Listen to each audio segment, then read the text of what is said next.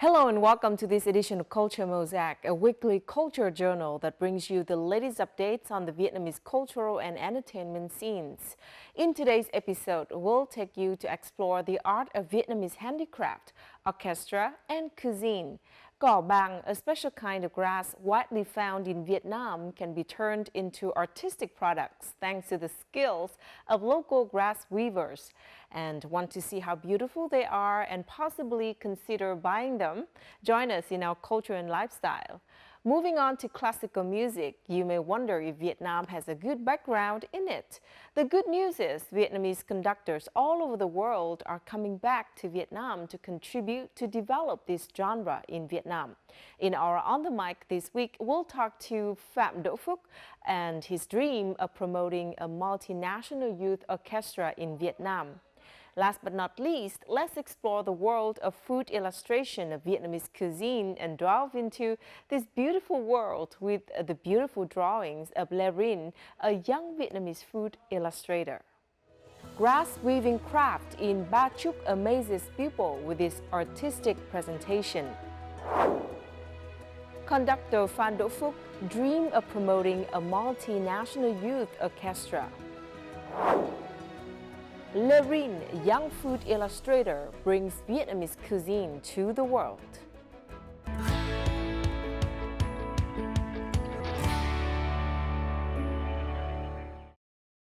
Now let's begin with some local news.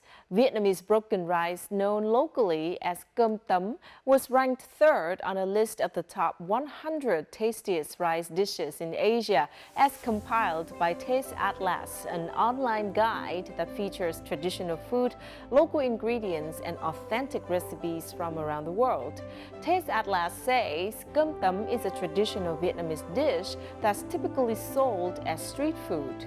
It consists of broken and imperfect rice grains that were traditionally discarded after the milling process, but have since become an integral part of the signature dish of Ho Chi Minh City.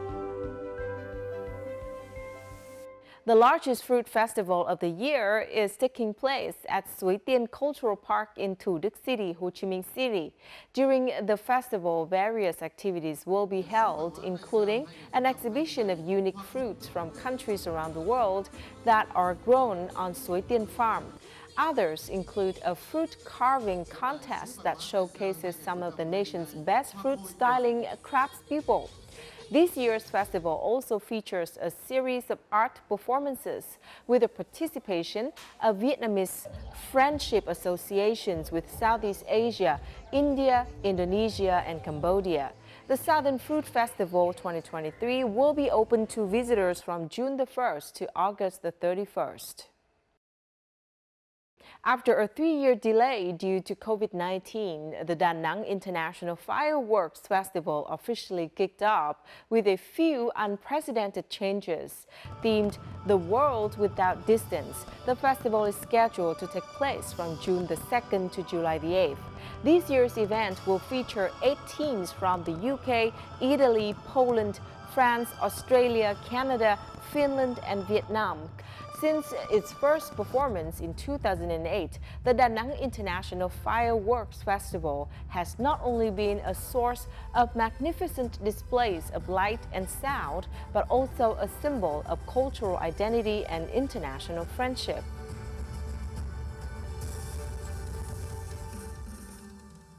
Vietnam has been named one of the 7 best countries to visit in Southeast Asia by British newspaper The Independent.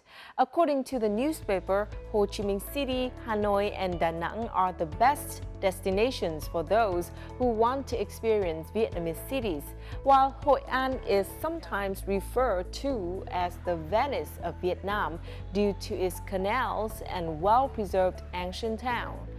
The newspaper commented that Ha Long Bay is the country's most famous natural area, while the beaches of Phu Quoc and the Cham Islands offer equal beauty in different settings. Other natural attractions include the caves of Phong Nha and Sơn Dong, the Marble Mountains, and the sand dunes at Mũi Né. British travel guide Lonely Planet has named the Reunification Express, the nation's north-south railway, among its list of the top 8 most incredible train journeys in the world. According to the list, Reunification Express, also known as the Thống Nhất Railway, covers more than 1,726 kilometers between the country's 2 biggest cities, Hanoi and Ho Chi Minh City, over the course of 2 days. Some railways rattle through historic cities, others swoosh beside spectacular coastlines. A few have an epic history, and 1 or 2 are remarkable for the colorful characters on board. The Reunification Express line fulfills all these criteria, says Lonely Planet. The 76th Cannes Film Festival has ended with the awards going to the most deserving people and films of the festival. This year, Vietnamese director Phạm Kiên Ân and Vietnamese-born director Trần Anh Hùng made Vietnam proud not only during their film screenings, but also by winning some of the festival's most prestigious awards. Their success has boosted the reputation of Vietnamese films in Europe and demonstrated the creative ability of Vietnamese filmmakers.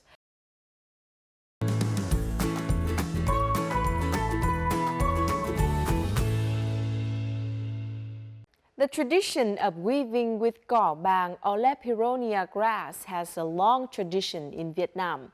Places like Ba Chúc town in Chi Tôn district of An Giang province are well known for their history of Lepironia grass weaving and cultivation.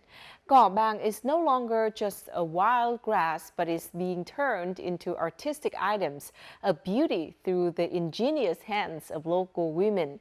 We'll meet them in our culture and lifestyle this week. These handmade products are simple yet very vibrant and colorful. They are made by the skillful hands of the women of Nui Nok Hamlet, Ba Chúc town. Many years ago, there was a Bàng weaving village here with several hundred households. However, today, only a few households have kept up this traditional craft. Cái nghề đương bàng này là có từ ngày xưa là cũng như là lưu truyền hoài á, tới đời con đời cháu vậy đó. Nhưng mà giờ đương chứ điểm sống không đủ nữa, cho nên bây giờ là con lớn lên sau này là không có đương nữa, là đi làm công ty hoặc đi làm nghề khác. Còn cái nghề đương điểm bàng này là để cho mấy người lớn tuổi không có đi làm nặng được thì mới ở nhà đương điểm bàng. Nhiều lắm, hồi đó đương nhiều với lắm cái nghề này nè. Bây giờ là nghỉ nhiều lắm rồi. Lớp thì người ta đi Bình Dương, rồi lớp đi thành phố. Người ta đâu có mần cái nghề này. Cũng như mấy người già như tụi tôi vậy nè. Bây giờ không có mần được nữa. Thành thử ra mới ngồi đương vậy đó. The main raw material for this craft is Bàng or Lepironia grass. Lepironia grass is abundant in this region and grows well in muddy, alum soils, especially in the Mekong River Delta provinces of Tien Giang, Long An, Kiên Giang, and An Giang. After being harvested, the grass is tied into bundles called neo and dried thoroughly before being pounded. 4 giờ là thức dậy là giả rồi đó. Những 4 giờ là đi tới đây là cô nghe cái tiếng giả bàn rồi đó. Nhưng mà điều giờ đâu có giả nổi mà giả. Nếu như chị em tôi mà giờ không có máy ép là đâu có đương nổi. Đâu có giả nổi mà đương. Today, local people use a press machine. Now, they only have to buy dried, pressed grass and bring it back home to weave. As a result, the sound of pounding is no longer heard. Trước là mình làm bằng tay không à. Nhưng mà từ khi mà có máy ép bàn tới giờ thì mình không có làm đi giả nữa. Mình chỉ là phơi xong rồi mình đem lên ép. Ở đây có Trần Thị Trang á, là tổ trưởng tổ đương điểm bàn á. Rồi Trang mới mua cái máy ép nè. Về rồi ép bàn cho chị em gom lại đây ép. Là không có còn đi giả nữa. Khi mà mình đi ép bàn này mình ép nó nhanh hơn. Hai nữa mình không có mệt như ngày xưa nữa, không có vất vả như ngày xưa, mà không phải đi giả. Born and raised in a craft village, Tran Thi Trang has a passion for Lepironia grass. From a young age, Trang was interested in the family's tradition of weaving Lepironia grass. As she was growing up, realizing that the craft village was gradually disappearing, Trang came up with her own business idea. Trước thì em chỉ là ba mẹ làm tiếp ba mẹ thì đang những giỏ đơn giản thôi. Sau này Em có biết thêm nghề may rồi nên em muốn phát triển lên thêm là làm túi kiểu là lúc em 24 tuổi. Năm em đã 30, em làm được 6 năm. Trang met more local artisans with whom she's partnered. She exchanges ideas, meticulously selects materials, and discusses sample designs with them. She's been finding ways to mix and match different styles for her products, as well as ways to manually dye the grass in different colors. Nếu như mà bây giờ giới trẻ không học thì sau này cái nghề sẽ bị mất đi. Cho nên là cũng rất là kêu gọi mọi người là tôi sẽ dạy đàn, đảm bảo cái đầu ra cho họ, đàn là mình sẽ thu mua hết. Although there are not many families still pursuing this craft, somewhere in New York hamlet, there are still elderly women sitting and weaving grass. Nguyen Thi Nguyen, who has been in the profession for more than 60 years, said that although it's been hard, every day she's still able to earn a few dollars for her living expenses. Mình mua một ốp bàng là nó 30.000. 30.000 rồi đem về mình phơi, mình ép, mình đương ra thành được 3 cái tấm như vậy nè. Là chạy ra nó có 87.000 hà. Có một mong muốn là mình có thể làm ra bán được chạy, rồi mình có thể thu mua đệm cho mấy bà con ở đây có việc làm hoài. Cố gắng mình tìm cái đầu ra để mình bán chạy đi thị trường, để cho mấy cô có thu nhập mà có công ăn việc làm hàng ngày hoài luôn. Not only developing the domestic market, Trang also wishes to expand to foreign markets. When the market grows wider, local people will have more income and more motivation to continue preserving the traditional craft of their homeland.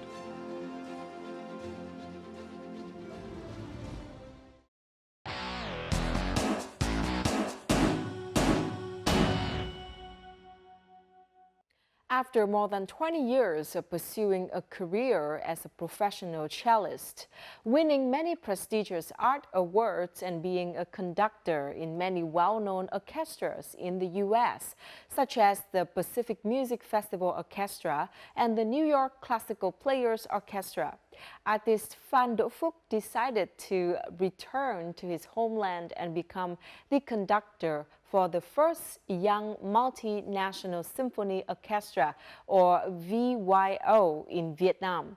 With the aim of becoming a young classical music ambassador, he and other VYO members are trying to make classical music more accessible to the community. We'll learn more about talented conductor Phạm Đỗ Phúc and the VYO Orchestra in this week's On the Mic. Phạm Đỗ Phúc is a cellist with more than 20 years of professional experience. He has won many international awards, such as the first prize at Chamber Concert Competition in Italy in 2008, the first prize at Concert Competition at Luther University in 2012, the first prize at Chamber Concert Competition in New York in 2017. Phúc was appointed the principal cellist of many reputation orchestras, such as the Napa Valley Festival Orchestra, the Pacific Music Festival Orchestra, and the New York Classical Players Orchestra. After finishing his Doctor of Musical Arts degree in cello performance at Stony Brook University, he returned to Vietnam and has been involved in numerous educational projects and workshops to spread the beauty and values of classical music to wider community. His most recent initiative was a charity community concert that helped young people in difficult circumstances by giving away 50 scholarships. Xin chào anh Phạm Đỗ Phúc, rất cảm ơn anh ngày hôm nay đã nhận lời tham gia trò chuyện cùng với chương trình. Cảm ơn Quân. Trước hết thì xin chúc mừng anh cũng như là dàn nhạc giao hưởng trẻ Việt Nam VYO đã tổ chức thành công buổi hòa nhạc từ thiện nhằm gây quỹ cho các bạn trẻ em khó khăn. Không biết là cảm xúc hiện tại của anh như thế nào sau buổi hòa nhạc vừa rồi ạ? Rất là vui. Hôm đấy là thực sự là các bạn chơi rất là tốt dưới góc độ của một nhạc trưởng. Hôm đấy là cũng là một cái sự kiện đặc biệt mà gây quỹ cho tổ chức trẻ em Rồng Xanh ấy. Thì hôm đấy cũng gây được khá để là học bổng cho các bạn đến trường. Nói chung là hôm đấy là một mũi tên bắn rất nhiều con chim nên là rất là happy. Có thể thấy là khán giả chính là xúc tác để giúp cho các nghệ sĩ thăng hoa hơn trong âm nhạc. Vậy thì cơ duyên nào đã giúp anh đến với âm nhạc ạ? Mình bắt đầu từ âm nhạc là từ những 4-5 tuổi cơ. Học cho vui thôi, đấy tức là không hướng chuyên nghiệp gì cả. Thì hồi đấy là học organ ấy, cứ đi thế, cứ học xong rồi đến 10-11 tuổi vào thử nhạc viện xem thế nào, có vẻ là cũng có năng khiếu một tí, nhưng mà bây giờ đang thiếu người chơi cello quá. Đấy, sau đấy nhận lời học thử. 2001 đã bắt đầu vào trường, khoảng 11 tuổi đấy. Thì dòng dã đến tận bây giờ thì trộm vía là theo được cái nghề 22 năm. Wow, 22 năm theo đuổi cello chuyên nghiệp. Vậy thì khi mà quay trở lại Việt Nam thì anh đánh giá như thế nào về nền âm nhạc cổ điển tại Việt Nam ạ? Mình nghĩ nó thay đổi nhiều lắm so với một vài năm trước thôi, hoặc là cái hồi mình đi học nữa. Thì cảm giác là các cái chương trình nó cũng ít hơn. Bây giờ là có rất nhiều các cái nhóm nhạc, các bạn nhóm nghệ sĩ trẻ này, các bạn tự tổ chức các cái nhóm, các bạn tự tổ chức buổi biểu diễn, thậm chí các bạn không chuyên, các bạn rất là yêu âm nhạc cổ điển thôi, các bạn tự lập ra, sau đó các bạn tổ chức những cái buổi diễn chắc là phải một năm phải vài lần. Mình cảm thấy rất là vui. Bây giờ là các bạn rất là xông xáo và mình nghĩ nó nên như thế. Mình mang âm nhạc đến với khán giả thay vì là chờ họ đến với mình. Cảm giác lần đầu tiên khi mà biểu diễn cello chuyên nghiệp trên sân khấu, lúc đó anh cảm thấy như thế nào ạ? Mình cũng nhớ cái lần đầu mà xuất hiện ý, thì rất là run, cũng rất là lo lắng này nọ, nhưng mà chắc là hồi đấy là cũng một phần là cũng ngây ngô nữa. Cảm thấy là chơi xong mà khán giả vỗ tay cũng thích, trẻ con mà cũng rất là thích những cái đấy. Vậy thì anh còn cảm giác hồi hộp khi đứng trên sân khấu nữa không ạ? Còn, vẫn còn, trộm vía là mình nghĩ là nên còn nữa. Bản thân người nghệ sĩ phải cảm thấy là cái âm nhạc mình đang tạo ra nó cho mình năng lượng thì mình mới đi với nó được. Kể cả khi mình tập đàn ấy, tập xong chơi được cái câu mà mình ưng ý mà nó cho mình năng lượng, cái đấy rất là quan trọng. Đó, thì lúc trên sân khấu chẳng hạn thì cảm giác lúc mình chơi mà xúc tác của khán giả năng lượng ở dưới lên này, lúc mà họ tập trung họ ngồi nghe là mình cảm nhận được cái năng lượng đấy, xong rồi nó xúc tác với cái việc mình tập trung mình chơi. Thì đó là những cái giao thoa mà thực sự là rất là đặc biệt mà rất là chân quý.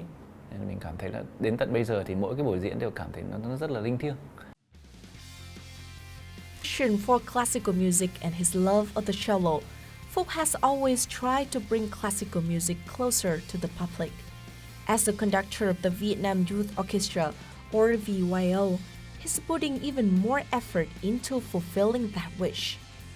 Launched publicly in 2022, with the participation of multinational youth between the ages of 12 and 22 years old, VYO gives its members the chance to discover the lifelong joy of music making and become world citizens with a deep appreciation of the arts, regardless of their future professions.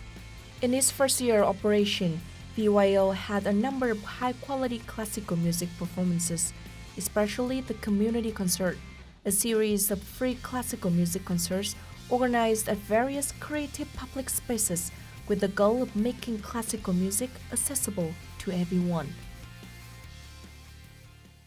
Từng được rất nhiều giải thưởng nghệ thuật danh giá, nhưng mà anh lại quyết định đi thật xa để trở về, quay trở lại Việt Nam và nhận lời tham gia trở thành nhạc trưởng của dàn nhạc giao hưởng trẻ Việt Nam VYO. Tại sao anh lại có quyết định như vậy ạ? Cái quyết định quay về Việt Nam thì cũng bàn với vợ rất là nhiều, cũng rất là nhiều yếu tố.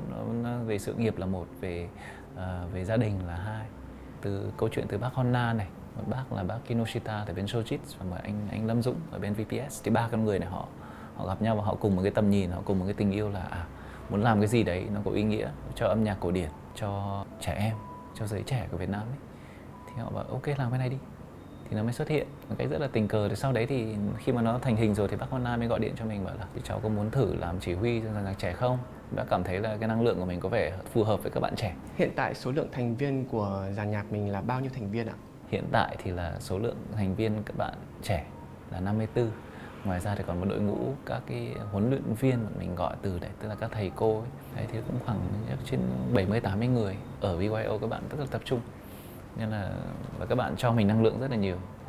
Đấy, nên là cảm thấy rất là hạnh phúc. Vậy thì anh sẽ định hình ảnh của dàn nhạc giao hưởng VYO này khác so với các dàn nhạc giao hưởng khác như thế nào? Ở VYO ấy có những cái yếu tố mà nó rất là đa dạng. Đa dạng ở đây thứ nhất là cái việc mà chuyên với không chuyên này, vì không sinh ra để tạo ra những nghệ sĩ chuyên nghiệp. Cái thứ hai là không phân biệt là quốc tịch, tức là có rất nhiều các bạn Việt Nam là đương nhiên, nhưng mà ngoài ra thì cũng có nhiều những bạn đến từ Hàn Quốc, đến Nhật Bản, đến từ Đức. Và cuối cùng là mình trong cái con đường mà mình mang âm nhạc cổ điển gần gũi hơn với mọi người, không chỉ bó hẹp ở những cái môi trường như là những phòng hòa nhạc lớn, mà là mang âm nhạc đến những cái không gian cộng đồng. Mình cảm thấy là cũng còn rất là nhiều người khác. Vì rất nhiều lý do mà họ không đến với nhà hát lớn, ví dụ là cái chi phí để chi trả đắt đỏ quá. Nên mình cảm thấy là họ có quyền và họ nên được chạm vào bởi âm nhạc cổ điển. Thì VYO sẽ đến những cái nơi cộng đồng, đây sẽ là thứ mà VYO sẽ làm được tốt, đó là mang âm nhạc cổ điển đến gần gũi với công chúng hơn. Thành viên trong dàn nhạc của mình có rất nhiều bạn trẻ đến từ rất nhiều nước khác nhau với nhiều nền văn hóa. Làm thế nào để anh có thể kết nối được họ đến gần với nhau hơn ạ? Mình nghĩ là cái sợi dây mà kết nối chung đó là âm nhạc cổ điển. Ở VTV4 thì chúng mình muốn tạo ra một cái không gian mà các bạn, mình không đặt nặng về chuyên nghiệp nhưng mà nó rất là nghiêm túc và nó rất là chỉn chu. Nếu như đặt lên bàn cân hai vị trí là một nghệ sĩ cello chuyên nghiệp hoặc là một nhạc trưởng của một dàn nhạc giao hưởng trẻ, vậy thì anh cảm thấy hai vị trí này như thế nào? Thì mình cũng được cầm đũa được 5 rưỡi rồi. Vẫn đang trên con đường là mình đang học xem là thực sự ý nghĩa cái việc chủ ý nó là cái gì. Thì cái này chắc phải là một thời gian dài nữa thì mình mới dám trả lời. Nhưng mình cảm giác là nó đang cho mình một cái rất là ý nghĩa. Nó giúp mình nghĩ là nó giúp mình trong cái việc mình chơi cello. Tức là có một cái tư duy nó rộng hơn. Thì khi mà mình quay lại mình ngồi chơi đàn, chẳng hạn bây giờ mình chơi cello trong một cái nhóm hòa tấu, chẳng hạn có 3-4 bè, thì cảm thấy là mình vừa chơi mình vừa nghe được những cái bài khác tốt hơn. Nhưng bây giờ cảm thấy là cái khả năng mà đa nhiệm nó tốt hơn một chút. Anh có thể chia sẻ một vài kế hoạch sắp tới trong tương lai của mình dành cho dàn nhạc giao hưởng trẻ VTV4 được không ạ? Trước hết là hy vọng là những cái buổi tập liên tục là sẽ các bạn tham gia ấy thì sẽ liên tục học những cái điều mới và các bạn có những cái trải nghiệm tốt đẹp mỗi sáng chủ nhật hàng tuần. Ngoài ra thì bọn mình có những cái buổi diễn này, cũng hy vọng là đấy cho các bạn một cái cơ hội được trải nghiệm, được chơi trong opera house. Xong rồi đồng thời nữa thì VTV cũng mang âm nhạc đến cộng đồng. Thì mình mang âm nhạc cổ điển đến, thay vì chỉ có nhà hát lớn thì bây giờ có những cái không gian cộng đồng mà mọi người có thể đến một cách rất là dễ dàng. Thì cảm thấy là đấy là cái cách nhanh nhất mà mang âm nhạc cổ điển đến với gần mọi người hơn. Vâng, có thể thấy rằng là âm nhạc là một cái cầu nối để có thể kết nối được mọi người lại gần với nhau hơn. Tôi tin rằng là những gì anh Phúc và dàn nhạc giao hưởng trẻ VTV4 đã và đang làm sẽ giúp cho mọi người hiểu được nhiều hơn về âm nhạc cổ điển và giúp cho Việt Nam, nền âm nhạc Việt Nam tạo được dấu ấn trên bản đồ thế giới. Xin cảm ơn anh Phúc một lần nữa đã tham gia cùng với chương trình ngày hôm nay ạ.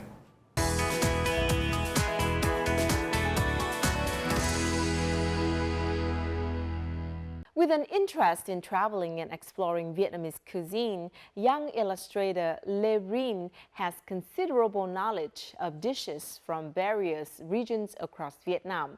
In this week Connecting Cultures, we'll learn how the Vietnamese illustrator turns mouth-watering Vietnamese dishes into vivid watercolor paintings, which have received a glowing compliments from both domestic and foreign audiences. The stories about Vietnamese dishes, culture, and people told through his brilliant watercolor paintings will also fuel love among viewers for the land and cuisine of the country. Hue beef noodle soup, Vietnamese steamed rice rolls, and many other Vietnamese dishes.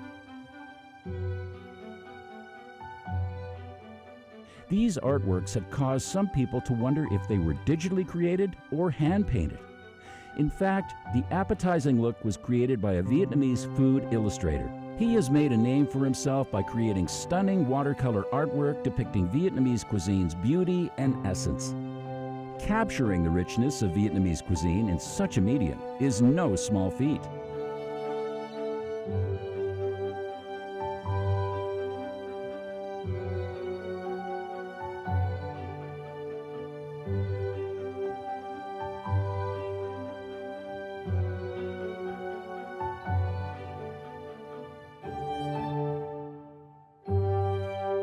Năm 2016 mình nghỉ việc văn phòng thì lúc đó đã có một cái ý định là đi du lịch. Mình đi qua mỗi cái vùng miền, mỗi tỉnh đó, thì có những cái món ăn rất là ngon. Thì sau đó là mình mới về, mình nghĩ ra ý tưởng là mình sẽ vẽ lại. In celebration of the country's vast culinary heritage, young Vietnamese artist Lê Rin embarked on a one-man mission to paint foodies a comprehensive picture of Vietnamese cuisine through his bilingual illustrated art books. Among these are Vietnam Mien Nong, Vietnam Delicious, which includes 100 dishes from across Vietnam, and Vietnam Duc Mien Du Qui, travel story around Vietnam. Amidst myriad publications on Vietnamese food from local and overseas authors, Lê Rin's work is unprecedented in that all its illustrations are hand-painted watercolors. These books resulted from the many trips Lê Rin made across the country and the months he spent painting hundreds of watercolors, each taking 3 to 4 hours. Before indulging himself in any piece, he tries to learn about it as much as possible, including the ingredients and how it is cooked, among other aspects. Đây là cuốn sách Việt Nam miền ngon. Đây là cuốn sách đầu tiên và nó đánh cái dấu mốc trong cái sự nghiệp của mình. Thì cuốn sách này đã xuất bản năm 2017. Thì sau khi xuất bản cuốn sách này thì rất là nhiều người biết đến mình, bởi vì có thể nói là một lần đầu tiên ở Việt Nam thì cái thể loại mà minh họa về ẩm thực là chỉ là vẽ bằng tay thôi thì nó xuất hiện. Thì sau đó thì sách được tái bản rất là nhiều lần. Cuốn này mục đích chính đó là quảng bá ẩm thực không những cho những người Việt Nam mà nó còn cho người nước ngoài nữa, cho nên là nhà xuất bản và mình đã quyết định là sẽ làm cuốn sách song ngữ tiếng Anh và tiếng Việt. As part of his endeavors to promote Vietnamese cuisine worldwide, Lê Rin has also published his watercolor sketches of Vietnamese dishes on his Instagram account, which has garnered 78,000 followers and received many positive comments. Recently, Lê Rin exposed Vietnamese dishes to a wider audience by bringing them to phones, tablet cases, and sling bags through his collaboration with Casetify, a popular Hong Kong China company that manufactures user-customized phone cases and electronic accessories. Ẩm thực Việt Nam mình thì rất là đa dạng và phong phú, nhất là những cái nguyên liệu mà rau rồi nước mắm. Ở Việt Nam mình có thể ăn rất là nhiều nguyên liệu chứ không có giới hạn, bởi vì mình là vùng nhiệt đới. Nói về cái cấu trúc của món ăn á, thì đó là cái về rau nhiều nè, nguyên liệu rất là nhiều, màu xanh thì mình có những cái đặc trưng rất là nhiều, cho nên là khi mà mình lựa chọn để mà mình vẽ món ăn á, thì nó cũng rất là phong phú và nó dễ làm cho nổi bật cái món ăn nó lên.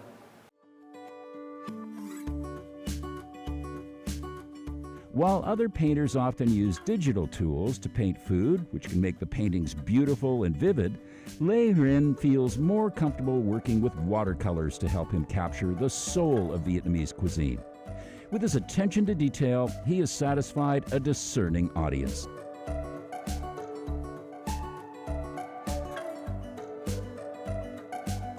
Như dưới bàn tay tài nghệ của Rin là cái món ăn Huế quá đẹp luôn, thì màu sắc trình bày thì rất là kỹ lưỡng tỉ mỉ, thì phải yêu cầu tất cả mọi người đều phải giống như mình thả cái phần hồn mình trong rõ, chắc không phải là cái món ăn Huế đưa ra là như vậy cách thả được. Ban đầu là mình phải yêu thích, bởi vì mình cũng là dân trong ngành mỹ thuật ra. Cái thứ hai nữa là mình yêu thích món ăn Việt Nam, cho nên là mình muốn kết hợp giữa cái kỹ năng của mình, cái sự yêu thích của mình vô một cái sự yêu thích khác, đó là món ăn. Thì hai cái nó kết hợp lại thì mình chọn cái minh họa ẩm thực, và mình cũng muốn một phần là quảng bá cái đồ ăn Việt Nam. Thứ nhất là quảng bá cho người Việt Nam, cái thứ hai là người nước ngoài. The stories about Vietnamese dishes, culture, and people told through his brilliant watercolor paintings are expected to become a picture dictionary, introducing amazing Vietnamese cuisine to the world.